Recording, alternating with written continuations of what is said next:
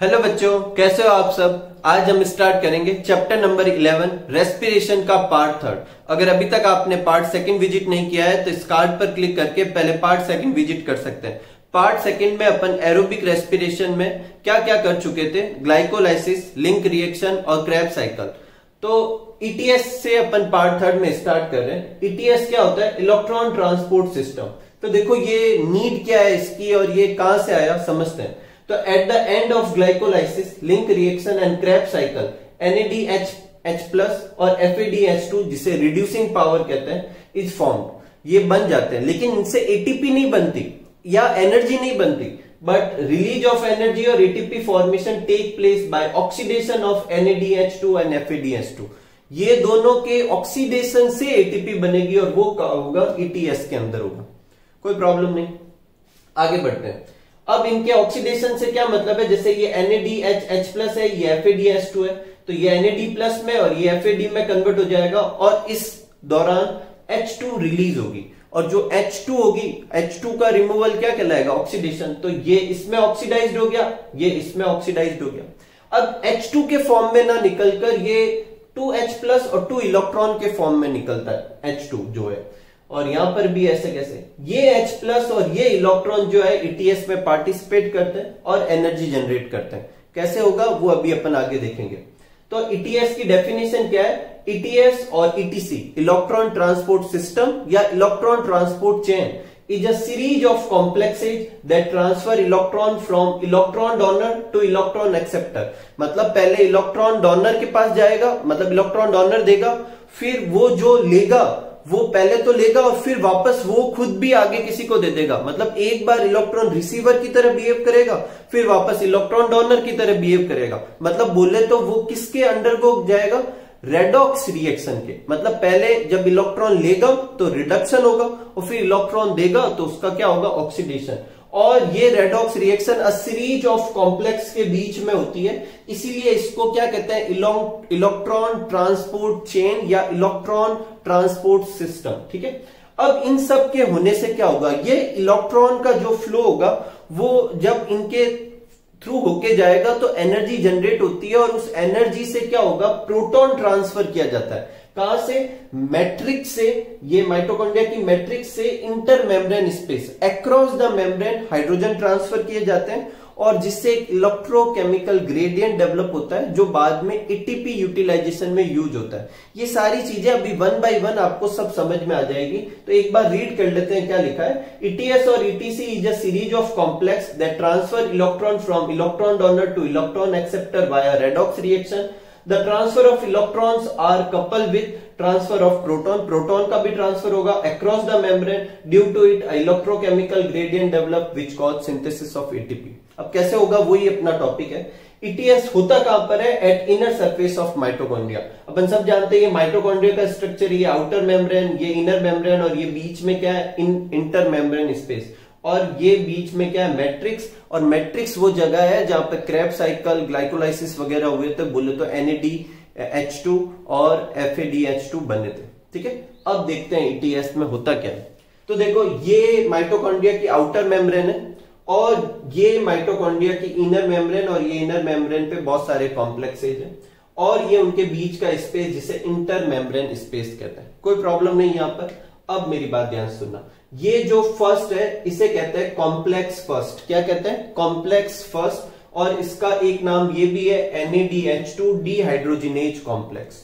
इसके कंपोनेंट क्या होते हैं? FMN और FES। FMN और FES और इसके कंपोनेंट है। ठीक है। कॉम्प्लेक्स सेकंड, ये कॉम्प्लेक्स सेकंड है जिसको कहते हैं सक्सिनेट डिहाइड्रोजिनेज कॉम्प्लेक्स। और इसके कंपोनेंट क्या है? आपकी बुक में लिखा हुआ है FES, लेकिन FADH2 भी इसमें ही काउंट करते हैं।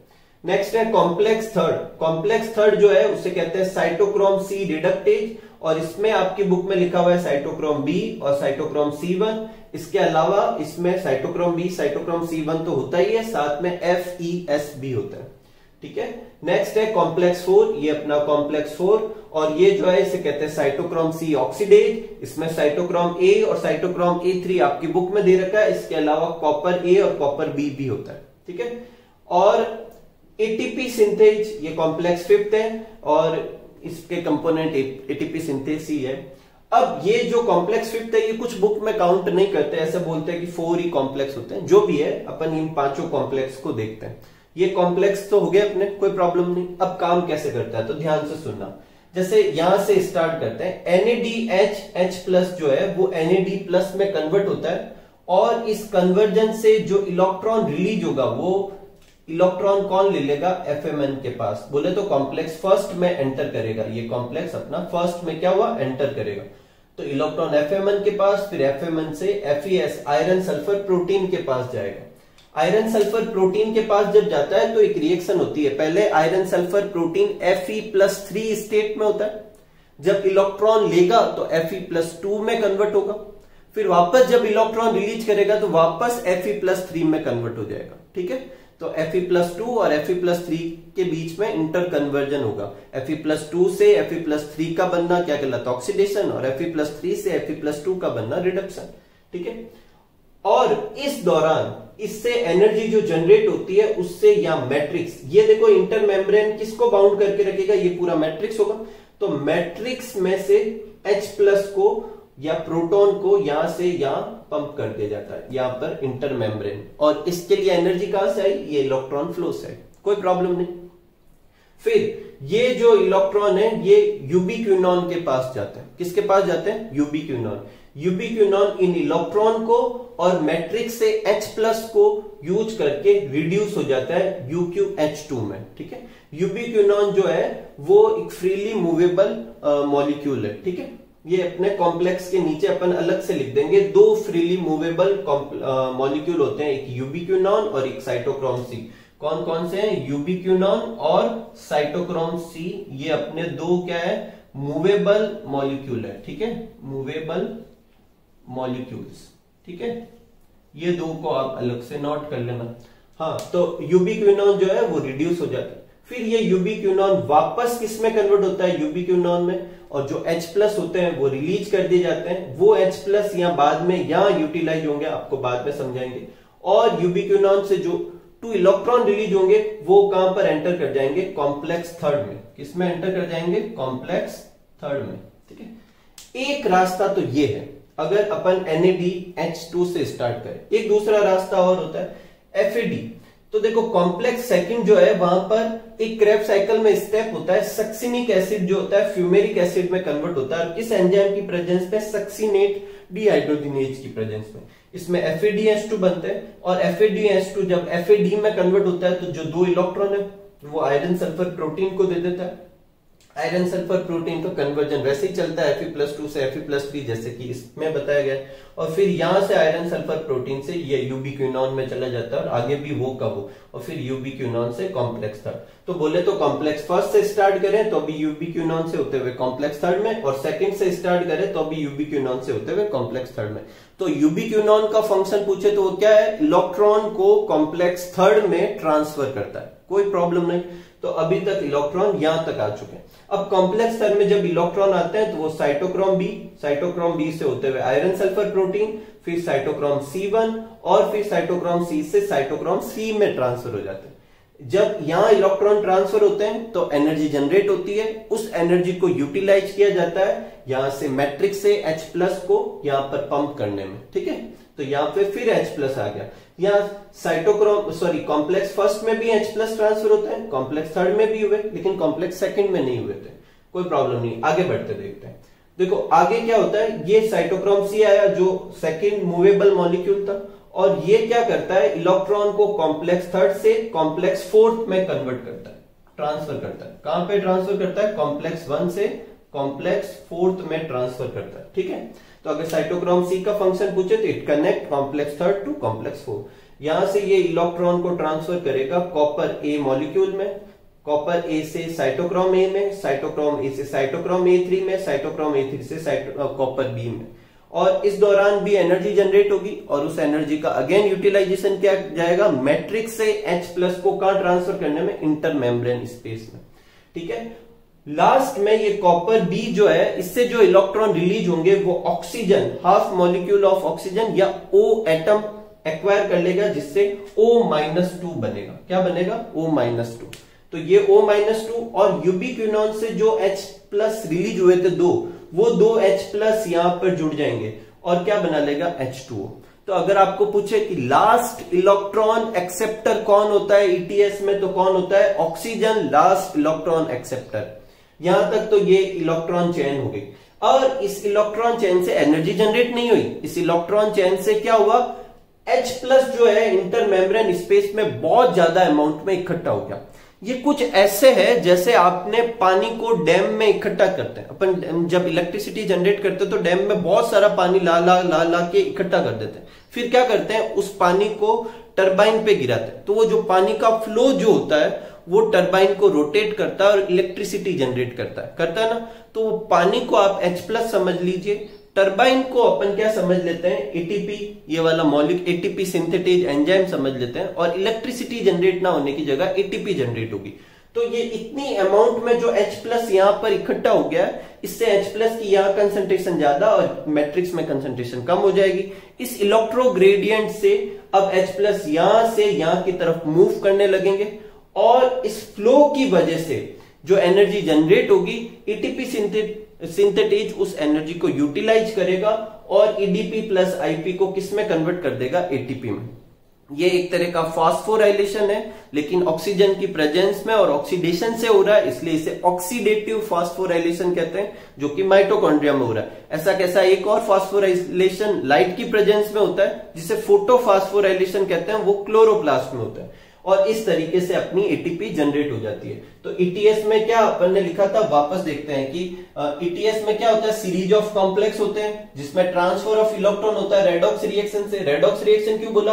हर कंपोनेंट ने एक बार इलेक्ट्रॉन लिया तो रिडक्शन, दूसरी बार इलेक्ट्रॉन दिया तो ऑक्सीडेशन, और उस इलेक्ट्रॉन का फ्लो होता है। और इस इलेक्ट्रॉन फ्लो से अपन ने क्या लिखा था? Couples with transfer of hydrogen, इसके साथ हाइड्रोजन ट्रांसफर होते हैं, और जिससे एक इलेक्ट्रोकेमिकल ग्रेडियंट बनता है which cause synthesis of ATP, जो कि बाद में क्या करता है? एटीपी सिंथेसिस को प्रमोट करता है। ठीक है, और ये सब कहां होता है? इनर मेम्ब्रेन ऑफ माइटोकॉन्ड्रिया में होता है।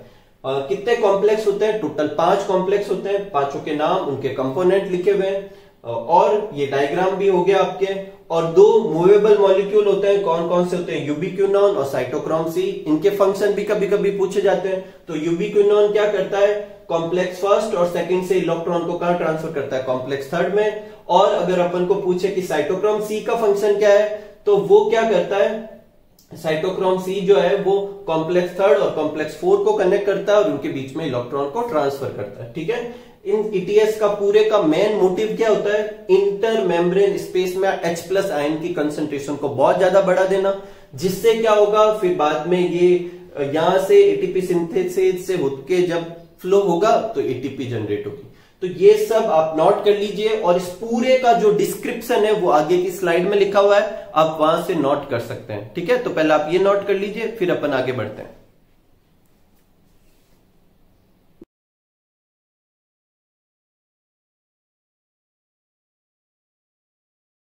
तो ये अपने समरी की जगह नोट करने, आपकी बुक में ये डायग्राम दे रखा है, मैंने थोड़ा उसे और बड़ा करके, मतलब और स्टेप जोड़ के अच्छे से बनाया, एक्सप्लेन किया है।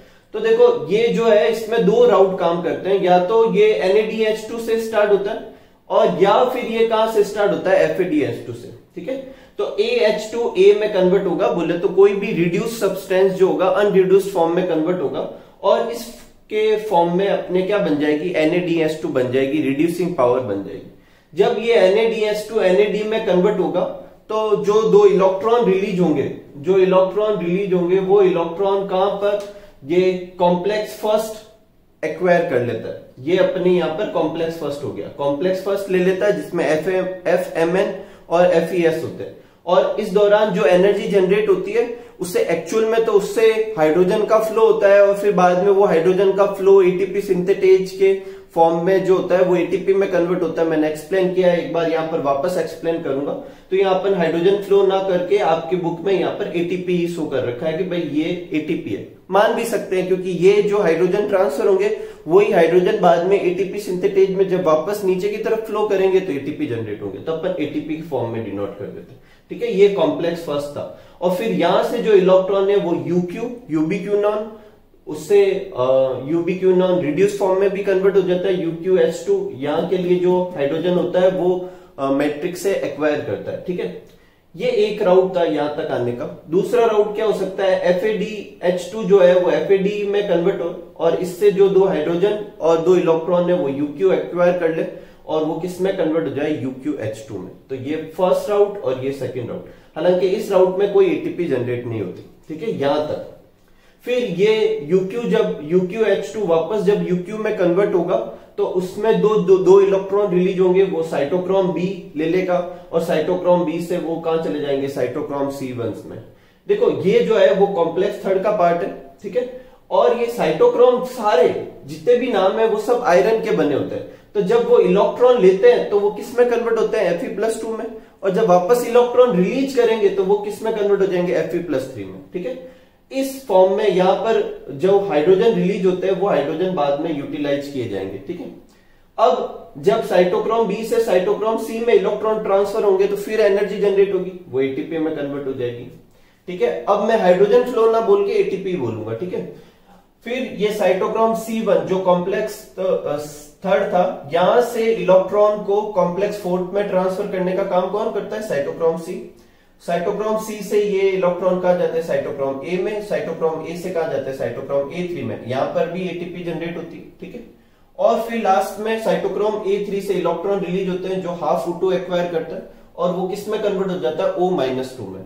और ये जो 2H+ है, ये 2H+ O-2 के साथ जुड़ जाता है और क्या बन जाता है, H2O।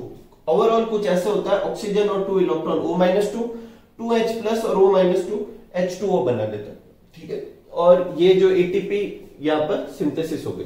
अगर मैं FADH2 वाला राउट लूं तो देखो यहां से होकर जाता है तो दो जगह ATP बनी, इसलिए एक FADH2 से कितनी ATP बनती है, 2।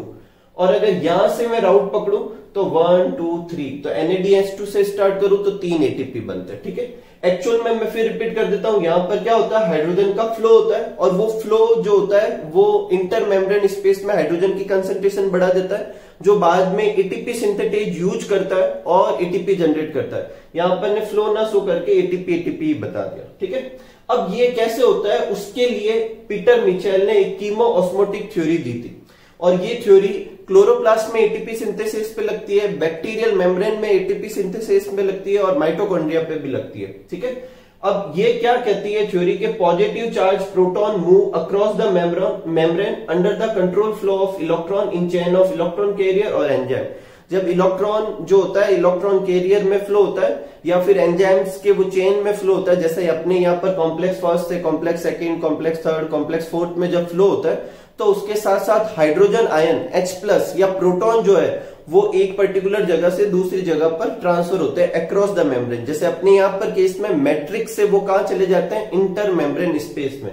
ठीक है, due to this both side of membrane have electrochemical proton gradient. इससे एक प्रोटॉन ग्रेडियंट डेवलप होता है जिसके दो कंपोनेंट होते हैं, एक तो दोनों तरफ क्या होंगे, H+ आयन की कंसंट्रेशन में फर्क होगा और जब H+ आयन की कंसंट्रेशन में फर्क होगा तो चार्ज की वैल्यू में भी फर्क होगा, जिससे एक इलेक्ट्रोड पोटेंशियल भी जनरेट होगा। इसकी वजह से एक प्रोटॉन मोटिव फोर्स जनरेट होता है और वो प्रोटॉन मोटिव फोर्स की वजह से जो प्रोटॉन है वो फ्लो करने लगते हैं। अब वो मेम्ब्रेन से तो फ्लो कर नहीं सकते क्योंकि मेम्ब्रेन प्रोटॉन के लिए इम्परमिएबल होती है, तो वो ATP सिंथेटेज वाले एंजाइम के अंदर से फ्लो करते हैं और इस फ्लो की जो एनर्जी होती है वो ATP सिंथेटेज यूज करता है किसके फॉर्मेशन के लिए, ATP के फॉर्मेशन के लिए, और वो ADP प्लस IP को किस में कन्वर्ट कर देता है, ATP में कन्वर्ट कर देता है। तो देखो ये ATP सिंथेटेज है, यहाँ पर हायर कंसेंट्रेशन ऑफ क्या थी, H+ जो कि इंटर मेम्ब्रेन स्पेस है और मैट्रिक्स की तरफ लो कंसेंट्रेशन होगी, तो यहां से हायर कंसेंट्रेशन से प्रोटॉन कहां मूव कर रहे हैं, लो कंसेंट्रेशन की तरफ ATP सिंथेटेज से होकर। इससे ATP सिंथेटेज में जो एनर्जी जनरेट होती है, इस फ्लो से जो एनर्जी जनरेट होती है उसको ATP सिंथेटेज यूज करता है, ADP को किस में कन्वर्ट करता है, ATP में। इसको आप इस तरीके से समझ सकते हैं कि एक डैम में वाटर स्टोर किया गया, जैसे यहां पर क्या स्टोर किया गया, H+ स्टोर किया गया, फिर जैसे ही वो स्टोर किया गया फिर वो स्टोर्ड वाटर को फ्लो करवाया गया, जैसे यहाँ हाइड्रोजन आयन फ्लो हुआ, फिर वो फ्लो कहां से होकर गुजरता है, टरबाइन से होकर गुजरता है, जैसे यहाँ पर ATP सिंथेटेज से होकर गुजरा। वहां टरबाइन से जैसे ही वो टरबाइन रोटेट होने लगती है वहां पर इलेक्ट्रिसिटी जनरेट होती है और यहाँ पर क्या जनरेट होती है, ATP जनरेट होती है। तो आप इस एग्जाम्पल से इसको समझ सकते हैं। एग्जाम में आपके कीमो केमी ऑस्मोटिक्स थ्योरी ऑफ एटीपी आए तो यहां से लेकर यहां तक नोट करें, ये भी बना सकते हैं समझाने के लिए, ठीक है। और ये वाला पार्ट तो किसमें है, अपने एटीएस जो किया था उसके लास्ट में ड्रॉ करना है, तो कोई प्रॉब्लम नहीं, आप ये बना लीजिए। फिर अपन नेक्स्ट टॉपिक करते हैं फर्मेंटेशन। नेक्स्ट लेते हैं breakdown of pyruvic acid in absence of oxygen, बोले तो एनएरोबिक रेस्पिरेशन। देखो ग्लाइकोलाइसिस जो है वो कॉमन पाथ होता है, एरोबिक और एनएरोबिक रेस्पिरेशन दोनों में ही ग्लाइकोलाइसिस से पायरुविक एसिड बनता है, कोई प्रॉब्लम नहीं। उसके बाद एरोबिक रेस्पिरेशन में पायरुविक एसिड में लिंक रिएक्शन होती है, क्रेब्स साइकिल होता है और फिर ईटीएस से एनर्जी जनरेट होती है। लेकिन एनएरोबिक रेस्पिरेशन में क्या होता है वो अपन को इस टॉपिक में करना है। तो पायरुविक एसिड जो कि 3 कार्बन का था वो पायरुविक डी कार्बोक्सिलेज एंजाइम की प्रेजेंस में एसिटाल्डिहाइड में कन्वर्ट होता है, जो कि 2 कार्बन का है, और यहां पर एक CO2 रिलीज हो जाएगी।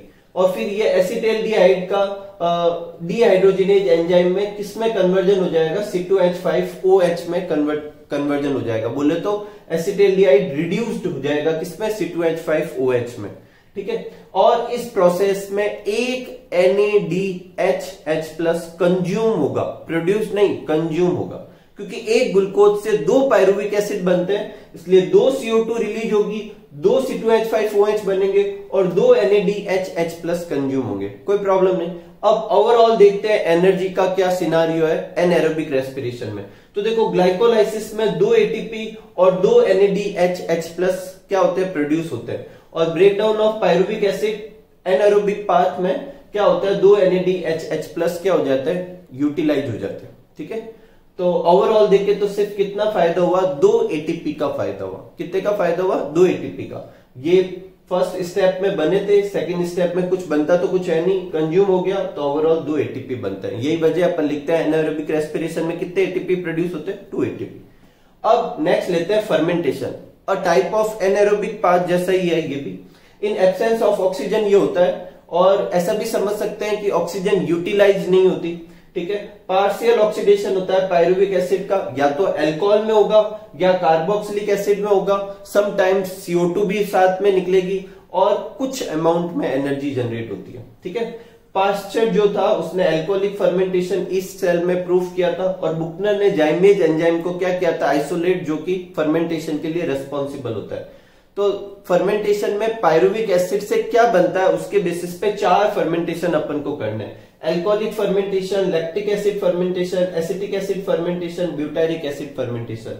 ये जो भी नाम दे रखे हैं वो उनके लास्ट प्रोडक्ट होंगे, जैसे इसमें अल्कोहल बनेगा लास्ट में, इसमें लैक्टिक एसिड, इसमें एसिटिक एसिड, इसमें ब्यूटारिक एसिड, एकदम सिंपल। तो स्टार्ट करते हैं। अल्कोहलिक फर्मेंटेशन तो बेसिकली ये का यही है, जो ये अभी अपन ने ऊपर किया वो का वो अल्कोहलिक फर्मेंटेशन है। तो एकदम सिंपल, इसमें पायरुविक एसिड लास्ट में किस में कन्वर्ट होता है, अल्कोहल में। एग्जाम्पल क्या है, ईस्ट, फंगस और प्लांट्स। प्लांट्स देखकर आपको थोड़ा सा ऐसे हो सकता है सरप्राइज हो, तो मैं आपको एक्सप्लेन करता हूं। देखो, अगर जैसे एक क्वेश्चन आता है कि किसी एक पर्टिकुलर जगह पर बहुत सारी बारिश होने की वजह से जो क्रॉप जो थी वो पूरी की पूरी पानी से कवर्ड हो गई, मतलब इतनी बारिश हुई कि क्रॉप में पूरे में पानी फिल हो गया। अब उसमें से वहां से अल्कोहल की स्मेल आने लगी, कारण बताओ। तो देखो, जब वहां पर पूरी तरह से पानी फिल हो जाएगा तो ऐसे प्रोसेस में, ऐसी कंडीशन में वहां पे सॉइल में से जितनी एयर थी वो तो निकल गई, तो अब रेस्पिरेशन, ऑक्सीजन तो रही नहीं, तो एरोबिक रेस्पिरेशन तो हो ही नहीं सकता। तो प्लांट जो है वो एनएरोबिक रेस्पिरेशन करने लगते हैं, फोर्सफुली सही, और क्या बनाते हैं, अल्कोहल बनाते हैं। और यही वजह है वहां अल्कोहल की क्या आती है, स्मेल वगैरह भी आती है, ठीक है। तो ये अपने अल्कोहलिक फर्मेंटेशन था। नेक्स्ट लेते हैं लैक्टिक एसिड फर्मेंटेशन, जो लैक्टोबैसिलस, क्लोस्ट्रीडियम और अपनी मसल सेल में भी होता है। जब अपन बहुत ज्यादा हैवी वर्क करते हैं तो अपनी मसल सेल में ऑक्सीडेशन होता है ग्लूकोज का, और उससे क्या जनरेट होती है, CO2 वगैरह और एनर्जी वगैरह जनरेट होती है, ठीक है। लेकिन जब अपन बहुत ही ज्यादा हार्डवर्क लंबे समय तक करते रहे तो फिर जो होती है वो ऑक्सीजन जो होती है वो सफिशिएंट नहीं रहती, किसमें, मसल सेल में। ऐसे समय मसल सेल क्या करती है, लैक्टिक एसिड बनाती है, और वो लैक्टिक एसिड एक तरह का सिग्नल होता है ब्रेन के लिए कि टायर्डनेस हो रही है, ठीक है। वो अपने एनिमल फिजियोलॉजी का पार्ट है, पर फिर भी याद रखना कि मसल सेल में भी लैक्टिक एसिड बनता है। और लैक्टोबैसिलस और क्लोस्ट्रीडियम में भी बनता है। इसमें पायरुविक एसिड जो होता है वो लैक्टिक डिहाइड्रोजिनेज एंजाइम की प्रेजेंस में लैक्टिक एसिड में कन्वर्ट हो जाता है। इसमें एक NADHH+ कंज्यूम होता है और CO2 प्रोड्यूस नहीं होती। इसका मतलब 3 कार्बन का पायरुविक एसिड 3 कार्बन के लैक्टिक एसिड में कन्वर्ट होता है। नेक्स्ट, एसिटिक एसिड फर्मेंटेशन, ये एसिटोबैक्टर एसिटाइम में होता है। ठीक है, पायरुविक एसिड जो होगा, फर्स्ट स्टेप यही होगा, पायरुविक एसिड पायरुविक डिकार्बोक्सिलेज एंजाइम की प्रेजेंस में एसिटाल्डिहाइड में कन्वर्ट। सेकंड स्टेप में इसमें से 2 हाइड्रोजन निकलेंगे और वाटर ऐड होगा जिससे एसिटिक एसिड बनेगा। ठीक है, नेक्स्ट है butyric acid fermentation. Butyric acid fermentation जो होता है उसमें पायरुविक एसिड जो होता है उसमें वाटर तो जुड़ता है और डीकार्बोक्सिलेशन होता है जिससे एसिटिक एसिड बनता है, एसिटिक एसिड बनता है। और फिर नेक्स्ट स्टेप पे वापस वो वाटर का मॉलिक्यूल निकल जाएगा, 4H+ जुड़ेंगे जिससे ब्यूटायरिक एसिड बनेगा। ठीक है, कोई प्रॉब्लम नहीं, ये अपने फर्मेंटेशन हो गया। एक चीज और, आपकी बुक में फर्मेंटेशन और रेस्पिरेशन में डिफरेंस दे रखे हैं। बेसिकली वो रेस्पिरेशन, एरोबिक रेस्पिरेशन और फर्मेंटेशन में डिफरेंस है। व्हाटसोएवर अगर एग्जाम में आपके आए कि रेस्पिरेशन और फर्मेंटेशन में डिफरेंस लिखो तो 5 डिफरेंस लिखने हैं। मैं फर्मेंटेशन के पॉइंट यह लिख रहा हूं और बोलता जाऊंगा कि रेस्पिरेशन के भी क्या है, आप एक टेबल बनाकर डिफरेंस नोट कर लें। ठीक है, मैं फिर फोर्स डाल के कह रहा हूं कि आप डिफरेंस तैयार कर ले, किसमें, रेस्पिरेशन और फर्मेंटेशन में। पहला डिफरेंस होगा कि फर्मेंटेशन में ऑक्सीजन यूटिलाइज नहीं होती या एब्सेंस ऑफ ऑक्सीजन में होता है, जबकि रेस्पिरेशन प्रेजेंस ऑफ ऑक्सीजन में होता है। मैं फिर रिपीट कर रहा हूं, ये रेस्पिरेशन जो है वो एरोबिक रेस्पिरेशन की बात कर रहा है, लेकिन आपकी बुक पे सिर्फ रेस्पिरेशन हेडिंग्स है। तो पहला डिफरेंस हो गया।